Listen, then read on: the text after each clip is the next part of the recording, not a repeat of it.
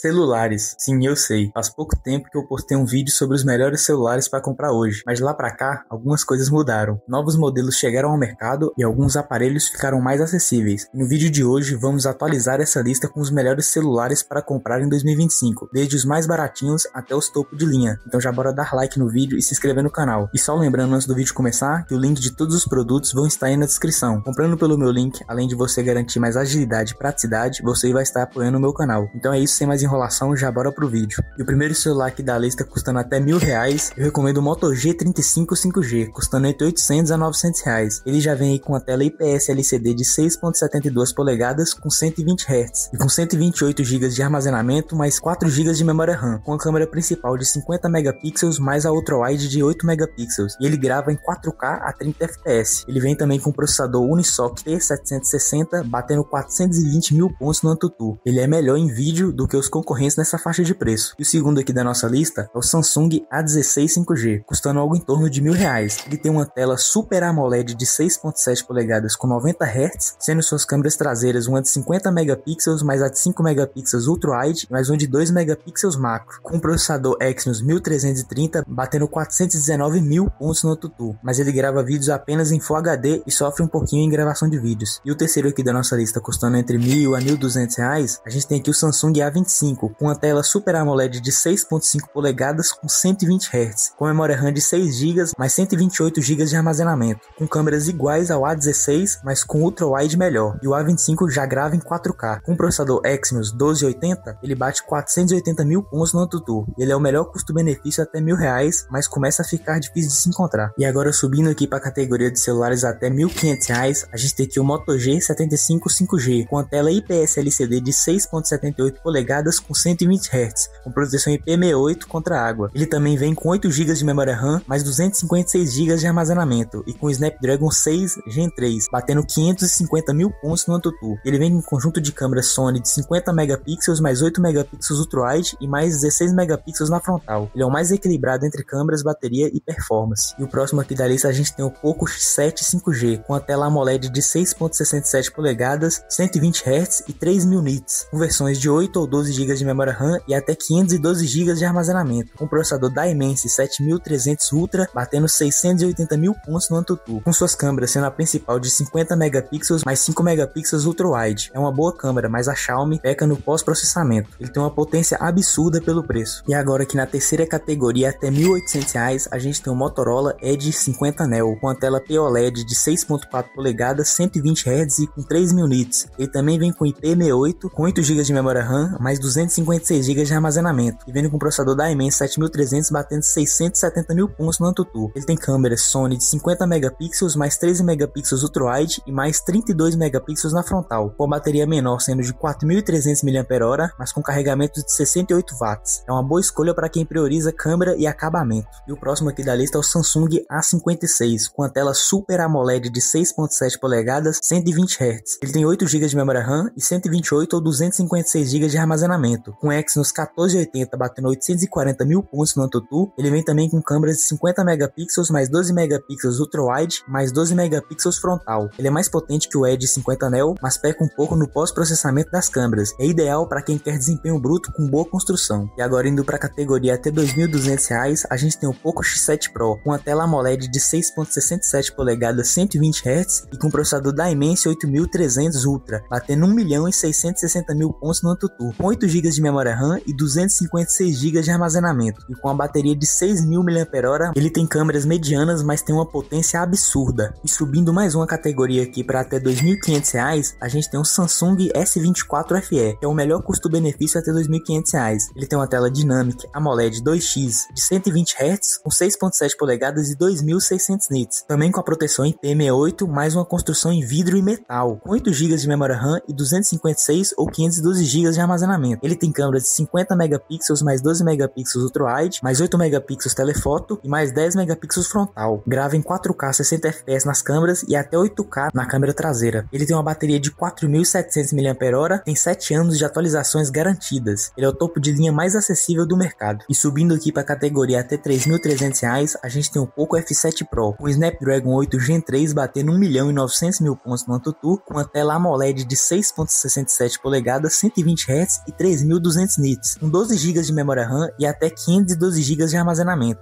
e câmeras básicas de 50 megapixels mais 8 megapixels ultra-wide, também com a proteção IP68 mais 6.000 mAh de bateria com 90 watts. Ele tem uma potência absurda, mas as câmeras decepcionam um pouco. A gente também tem aqui o Motorola Edge 50 Ultra com Snapdragon 8S Gen 3 batendo 1.800.000 pontos no AnTuTu, com a tela POLED de 6.7 polegadas, 120 Hz, 12 GB de memória RAM e 512 GB de armazenamento, com também a proteção IP68 e com câmeras incríveis, sendo a principal de 50 megapixels mais 64 megapixels telefoto, mais 50 megapixels ultra-wide e mais 50 megapixels frontal. Esse é o melhor conjunto de câmeras até essa faixa de preço. E a gente tem a categoria especial de até R$3.700 aqui, a gente tem o iPhone 16. Ele tem uma tela AMOLED de 6.1 polegadas 60 Hz, sendo a pior tela da lista, mas com 8 GB de memória RAM, mais A18 Bionic, batendo 1.300.000 pontos no AnTuTu, com câmera traseira única de 48 megapixels e a frontal de 12 megapixels. Ele já vem com entrada USB-C e 3.900 mAh de bateria. Ele é o melhor iPhone custo-benefício atual e bate todos os anteriores, do iPhone 13 ao 16 padrão. E aqui a nossa categoria Power User, a gente tem o Poco F7 Ultra, com Snapdragon 8 Gen 3 Elite, ele bate 2.800.000 pontos no AnTuTu, com 16 GB de RAM, mais 512 GB de armazenamento, tem uma tela igual ao F7 Pro, tem telefoto, mas câmera segue fraca no geral, só vale a pena se você quer potência extrema, tipo emuladores. A gente tem também aqui o Red Magic 10R, ele tem o Snapdragon 8 Gen 3, com design gamer, com gatilhos físicos e LED, excelente para jogos, um verdadeiro celular gamer com bom custo-benefício. E para finalizar, a gente tem a nossa categoria topo de linha, sendo o Samsung Galaxy S24 Ultra, custando R$5.000, ele vem com a tela dinâmica AMOLED 2X de 6.8 polegadas 120 Hz, com Snapdragon 8 Gen 3, com 12 GB de memória RAM e 256 GB de armazenamento, um conjunto de câmeras premium, sendo a principal de 200 megapixels com telefoto, 12 megapixels ultra-wide, vem também com a canetinha S Pen, ele tem a melhor câmera, tela, bateria e recursos, e é muito superior ao S25 Ultra em custo-benefício. E é isso, espero que esse vídeo tenha ajudado a escolher o celular ideal dentro do seu orçamento. Lembrando que o link de todos os produtos vão estar aí na descrição. Se você compra pelo meu link, você além de garantir agilidade e praticidade, você acaba apoiando o canal. E se gostou, deixa o like, se inscreve no canal, ativa o sininho para não perder os próximos vídeos. Até a próxima, valeu, falou e fui!